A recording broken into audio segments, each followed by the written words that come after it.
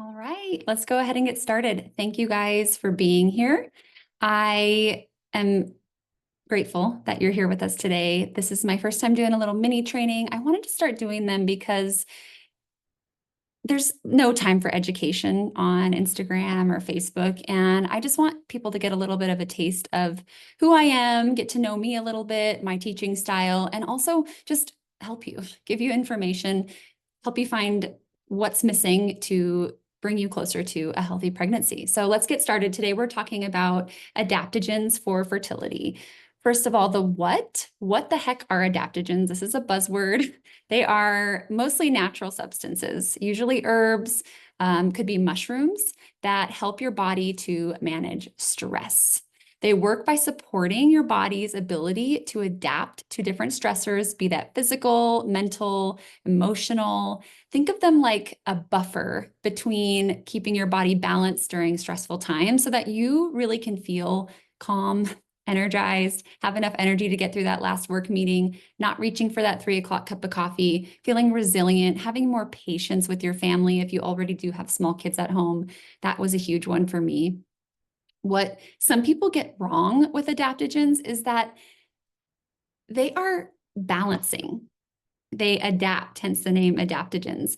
You really can't go wrong with them. They won't turn someone's low cortisol high or someone's high cortisol low or vice versa. It's just going to help you find a happy medium. They are really, truly very safe compounds. It's easy to get stuck in a quick fix mindset. Just tell me what to take, what to do, what brands are best. But I want you to challenge yourself to think a little bit differently about adding these supplements into the greater picture of your fertility landscape. And even bigger than that, your overall wellness. Because you've heard me say it a million times, but I am a firm believer that your fertility is a direct reflection of your overall health. I have seen tons of people on Instagram talking about this. I'm probably in the adaptogen algorithm by now. That's probably why. And to be honest, they are one of my favorite tools, but you really need high quality. You really need enough of a dose, and you really need to know when and how to take them, or you're not going to have them do anything for you. So that ashwagandha gummy is probably not a high enough dose to give you the benefits of ashwagandha. And we'll talk about that in a little bit. They work best within an entire adrenal restoration protocol, meaning mindset, somatic exercises, if that's your thing, mindful meal times, slowing down. They're not going to work on their own. They're not a magic pill, but I have found multiple times that it was just the boost that somebody needed to bring themselves out of burnout and start seeing their hormones getting up to levels that are going to give them a healthy ovulation. So let's talk about why this is important for fertility. It's easy to grasp onto anything that promises results, that promises that you're going to get pregnant. And adaptogens are one of those things that could potentially come with high expectations. And it's important to understand what their role is and their potential, but that you may not get benefits that you're hoping for right away. When you understand how they work and why they're working, you're then more empowered to make choices that truly align with you and your exact needs, right? Everybody has a little bit of a different story. Chronic stress overall is a big overarching theme for the most of us. And it is the main thing that leads to adrenal imbalance, which leads to all kinds of symptoms, right? Feeling tired, weight gain, feeling puffy, hormonal imbalances, right? Low estrogen, low testosterone is a big one that I see. And it's not one that's often even discussed in primary care or OB. We're so focused on the PCOS side of things, that high testosterone, that we often miss that low testosterone. And testosterone is really a vitality hormone for us women as well. It can lead to inflammation, exhaustion. Oh my gosh, exhaustion, apathy, feeling like you just don't care about anything, low libido. I've said this a million times as well. If you are in your reproductive years and you have absolutely no libido, that's a problem. That's a hormonal problem. And of course, why we're all here is our fertility. It definitely can impact our fertility. And it's probably the main thing that I see missed in conventional medicine. Nobody checks your adrenal system in conventional medicine. So adaptogens can really help in healing the stress response system and boosting resilience, preventing burnout, bringing you out of burnout. It kind of goes like this. Ready? So you have your adrenal glands. They sit on top of the kidneys. They produce things like cortisol, pregnenolone, which is a hormone, DHEA, which you've probably heard of, is a hormone. That hormone specifically is produced by the outer layers of the adrenal gland, and that hormone makes our testosterone, and as a result, our estrogen downstream. Cortisol and DHEA kind of compete for energy within the adrenal system. And when the adrenals are burned out, they're taxed, you're asking them to do so much every day. They are too busy keeping up with the demands of cortisol, and they tend to produce less of the other hormones. Cortisol is so important for our everything in our system. It regulates our metabolism, our blood sugar levels. It helps with immune response. If you're somebody who's getting sick all the time, it's probably your adrenal system. It also could be your gut. It's probably both. It also helps the body respond to stress, physical and emotional stressors, by increasing the amount of energy that's available for your body, your brain to use, and also suppressing non-essential functions. Let me say that one more time. Cortisol is so important, and when it's needed and when it's necessary, your body suppresses non-essential functions. Who can take a stab at what one of those non-essential functions is? Fertility. Yeah, fertility. Reproduction is one of the first things to go when you're living in a state of fight or flight. So let's talk about the positives of adding adaptogens. With the right mindset, it can be such a powerful tool in your fertility journey, helping you balance stress, of course, hormonal health. But if you approach them without that understanding, you might maybe choose the wrong blend or overlook other aspects of your fertility health, and you're going to be disappointed and your money's going to be wasted. So let's get to the nitty-gritty. You can double check your Google document here. I have all of this listed out there as well, but let's get right to the heart of how to use adaptogens. So instead of seeing them as a magic bullet, of course, they are a part of your broader strategy for adrenal restoration or stress recovery. Think about how stress impacts your fertility and how the adaptogens are going to help support you, bring you up that ladder a little bit so you can get out of the hole rather than a quick fix to a problem. They're a rung in the ladder, right? They're not meant to be used alone, and they're probably not going to work when you use them alone. They're definitely not one size fits all either. I want you to think about your body's needs, right? Are you somebody who is constantly anxious, constantly on edge, feeling that internal shakiness you can't shake, for lack of a better term? Or are you somebody that wakes up already ready to go back to bed?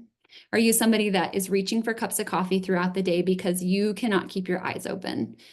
Are you somebody who is quick to anger, irritability? We don't talk about that enough, right? Irritability and low patience with your coworkers, with your spouse, with your children, if you have children, is a huge sign of burnout. So you might fall into one of those categories. And choosing the right adaptogen kind of depends on where you're at in that grand scheme of things. I don't want you to think about like, oh, this is another pill I'm going to have to take, add to my routine. I want you to think of adaptogens, how they might already fit into your overall lifestyle. By that, I mean, in what forms can you take them? Where can you add them to an already normal or routine part of your day? They are absolutely non-toxic when taken in right doses, and they can be used long-term. They can be taken in all kinds of forms, right? Capsule, tincture is one of my favorites. I love tinctures. I love making a mocktail at the end of the day with a stress relieving tincture, or even adding them to recipes, right? You don't have to just take another pill. I like drinking, like an example is holy basil. I like drinking that as a tea. You can make lattes out of some of this stuff. So I know pill burden is a big problem, especially for us dealing with fertility. We're on like 100 supplements already trying to optimize our egg quality, et cetera. So I don't want this to feel overwhelming. And so, yeah, let's get into the different types of adaptogens that might fit well for your needs. All right, so starting on the spectrum of calming, then we move to more of a neutral adaptogen. And then on this side, we have really energizing or stimulating adaptogens. We'll start with the calming and soothing adaptogens. One of those is mushrooms. They can take a bit longer to work. You're definitely playing the long game with mushrooms, but they have tons of health benefits, right? Things like reishi or lion's mane, cordyceps, they are really good for immunity. They're really good for cognitive function, super good for cognitive function. They can also help with depression, nerve health, even physical nerves like neuropathy, that kind of a thing. Lion's mane is great for the neurologic benefits. And oftentimes I will find a blend that includes mushrooms because we want a quick fix. We want to feel that it's working, and mushrooms aren't going to give you that. And so blends that include mushrooms will also include other adaptogens, so you could feel like it's working before the mushrooms actually start working. So if you have a blend with mushrooms, be sure you give it at least 3 to 4 months before you really decide, did this make a difference for me or not? Then we have ashwagandha. It's kind of a soothing adaptogen. It's very calming. It's anti-inflammatory. It helps sleep, anxiety. It can help memory, especially if your anxiety or depression is impacting, right? And it, of course, supports fertility. It lowers your cortisol. It won't bring it too low. Remember, we talked about the balancing act of adaptogens, but it is notoriously known for lowering cortisol. I'm not going to talk about dosing on here because it's very nuanced. This is just a high-level education. I would encourage you to talk with someone that you know who is well-versed in herbs and naturopathic kind of style of practicing, and they can give you some better ideas. But I am going to give you some of my favorite go-to blends at the end of the training. Okay, then for a more neutral or just generally adrenal nourishing, that sort of middle ground of adaptogens, there's a ton here. So holy basil is one of them. You often find it in the tea called Tulsi tea. It's calming for the mind and spirit. It improves energy, but also just relieves fatigue. It can lower your blood sugar, and it can help with cholesterol and triglycerides. The first person that comes to mind there is someone who's dealing with PCOS. And it also helps with depressive symptoms. Maca is another one of my favorites. It is great for productivity, physical endurance and vitality, feeling like you have stamina to get through both your day and even a physical activity that you have signed up for. It does promote hormone balance, of course, anxiety, definitely depression. It's a little bit of a libido enhancer, so that can be really good, even for men too. It's definitely not recommended in pregnancy. To be honest, it's just because it's not been studied, but it's safe to take in fertility. What's the next one? Schisandra is a really good one. It's kind of known as the detoxifier. So it strengthens that connection or that communication between the HPA axis, that's your adrenal glands, and your ovaries. So it helps that communication happen a little bit easier. It also can help with mental focus, anxiety. Again, a lot of these help with anxiety. If you are an athlete or someone who enjoys physical activity, strength training, this one is really good for that as well. And like I said, it helps support detoxification. Another one that you should stop when you become pregnant. Milky oat is a really good one that's not that often talked about. It is just a great nervous system aid. It helps calm anxiety, again, frazzled nerves, feeling a little bit overwhelmed, emotional exhaustion. And again, this one is really good for cholesterol and blood sugar control. So PCOS girlies, I love this one. It also has anti-inflammatory benefits, which are huge for pretty much all of us that are trying to get pregnant. Shatavari root is another really good one, especially for women that have PMS symptoms. So it can help with PMS, it can help with menstrual irregularities. This is one that I might even recommend for endometriosis. It's just supportive of the female reproductive organs. It can even help manage symptoms of perimenopause and menopause. It's really good in tea form. If you make a little tea latte with a little bit of warm milk, tastes delicious with some honey. It is an adaptogen, of course, and outside of the female benefits, it's just a general stress resilience blend. And then serine is not an herb, but it is a really good cortisol balancing supplement, and you will find it in a lot of blends that include adaptogens. So I wanted to include it here. It helps definitely with cortisol, but it's also really good for cognitive health. It's actually been studied and currently being studied for Alzheimer's and other like cognitive impairment diagnoses. So mental clarity, memory, just general cognitive processing is great for this. Also athletic performance and reducing exercise-induced stress. It can help with sleep quality, but probably as a downstream effect of the other things that it's doing. Okay, and then let's talk about the energizing or stimulating herbs. The first one that comes to mind is rhodiola. It is probably my favorite. It is probably not the best option if you have very high anxiety or you're very sensitive to caffeine. It's not a caffeine, but I have found that women that are real sensitive to caffeine don't do as well with rhodiola. It is good for anxiety, but if you have really high anxiety, maybe start with something else or a low dose. It can improve mental energy and stamina. I also really like this one because it is so good for mentally demanding careers. So that burnout, that work burnout that a lot of us experience, this one is really good for that.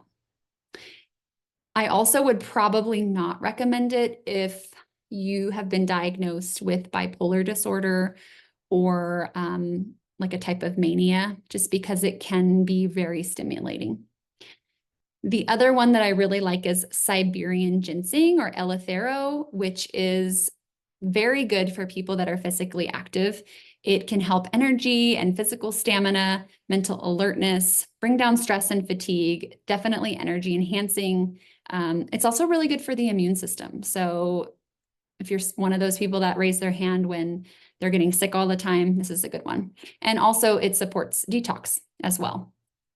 I wouldn't take this one if you have extremely high blood pressure because it can raise your blood pressure just a little bit. You find this a lot in like energy drinks. They'll put ginseng, Siberian ginseng or ginseng in general in a lot of those blends. Okay, and then don't forget the simple things. Stress is a mineral expensive problem or state to live in. So you'll burn through your vitamin C a lot quicker and you'll burn through your B vitamins a lot quicker. That could be an easy place to start if you're a little anxious about adding yet another pill, is just make sure you're getting enough B and C vitamins. You're always going to need a little bit more of those when you're under stress. So a couple of blends that I love, and you can see them on your Google Doc.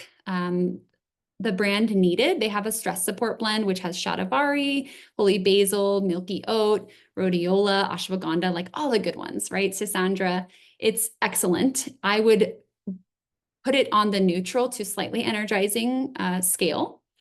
And that one you can take morning or night, it doesn't matter, but it's daily. And then the one I personally use is called HPA Adapt by Integrative Therapeutics. Again, it has my favorite rhodiola, ashwagandha. It has holy basil, maca, which I also love. And that one you take in the morning on an empty stomach in order to get the biggest bang for your buck for energy. And it doesn't cause me nausea. It shouldn't cause most people nausea. There's not much in there that should cause nausea.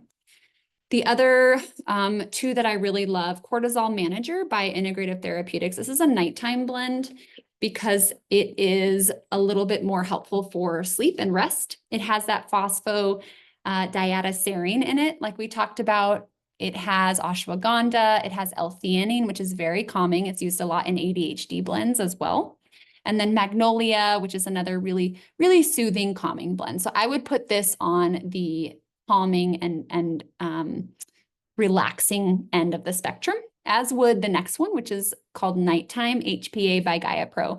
Has a lot of the same ingredients, but it also includes some mushrooms like we talked about. So reishi and cordyceps mushrooms, along with some magnolia and lemon bark, some cinnamon. So this is another really good one that's meant to be taken at night, which is great for sleep. In terms of tinctures, I like a brand called Wish Garden Herbs. They have so many different blends available, but they have a great section of stress supporting herbs. They also have a ton of hormonal support herbs. I'm not a huge fan of people just using those hormonal support tinctures on their own because a lot of them include ingredients that I wouldn't use for every situation. So I would stay away from those unless you've talked to a practitioner and they've recommended that blend for you. But the stress support blends in general are very safe, and I love all of them. And then there's a great powder by Olive Tree People called Olive Mush. It has a mushroom blend mixed with ground olive leaf. And olive leaf has a lot of similar properties to green tea. It's very high in antioxidants, so it's really good for anti-inflammatory. And then it's got reishi, chaga, lion's mane, cordyceps, all of the great mushrooms that you want. Plus it has a bunch of anti-inflammatory herbs like cinnamon, turmeric, ginger, just very nourishing anti-inflammatory herbs. And you can mix that with your coffee, or you can make a latte with warm milk out of that one.